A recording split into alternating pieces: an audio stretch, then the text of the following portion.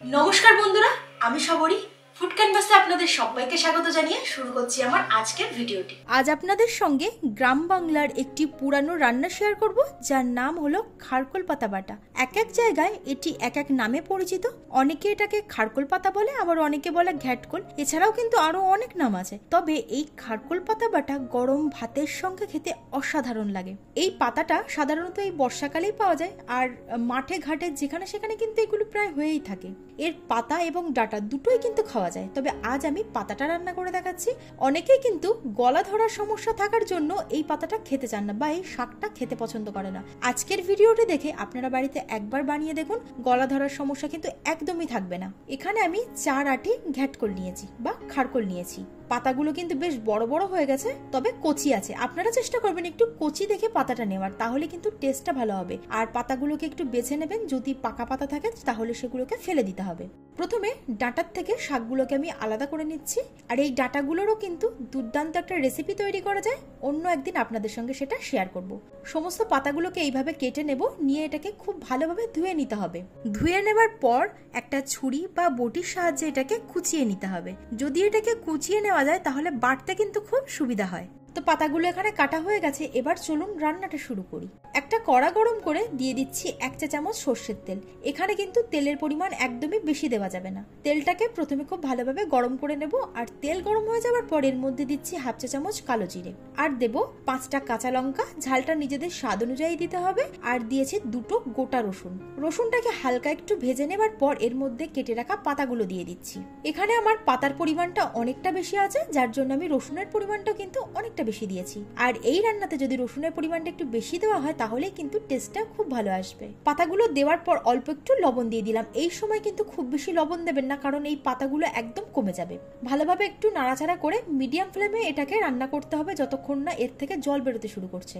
তো পাতার পরিমাণ যেহেতু বেশি আছে সেই জন্য আমি একেবারে দিতে পারলাম না। এই পাতাগুলো যখন একটু কমে আসবে তখন বাকি যে পাতাগুলো আছে সেগুলোও দিয়ে দিচ্ছি।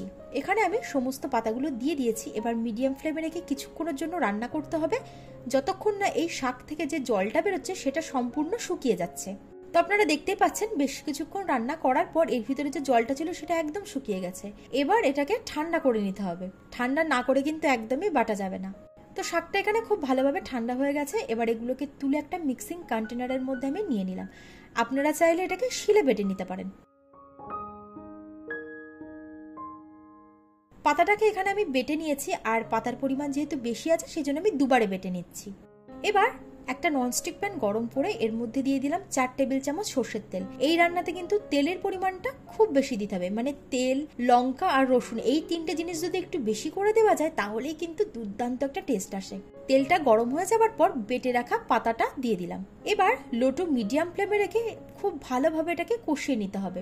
প্রায় 5-6 মিনিট ধরে এটাকে আমি কষিয়ে নিয়েছি। এবার এর মধ্যে আমি স্বাদ অনুযায়ী লবণ দিয়ে দিলাম, আর দিয়ে দিচ্ছি স্বাদ অনুযায়ী চিনি। অল্প একটু চিনি দেবেন, দেখবেন টেস্টটা ব্যালেন্স হবে আর খেতে খুব ভালো লাগবে। এই পাতাটা যেহেতু অনেকটা কমে যায় সেজন্য প্রথমে আমি অল্প লবণ দিয়েছিলাম, তারপর টেস্ট অনুযায়ী বাকি লবণটা দিয়ে দিয়েছি। আপনারাও কিন্তু ঠিক এইভাবেই বানাবেন। আরো বেশ কিছুক্ষণ কষিয়ে নেওয়ার পর দেখতেই পাচ্ছেন এর কালারটা চেঞ্জ হয়ে গেছে, আর এই যে পাতা বাটাটা আছে সেটা কিন্তু কড়ার থেকে ছেড়ে আসছে। তো এখানে খারকোল পাতা বাটা কিন্তু একদম রেডি। আপনারা এই অবস্থায় নামিয়ে খেতে পারেন। তবে অনেকেরই এই যে গলা ধরার সমস্যাটা থাকে, মানে গলা চুলকানোর সমস্যাটা থাকে, তার জন্য এটাকে আরো একটু কষিয়ে নিতে হবে।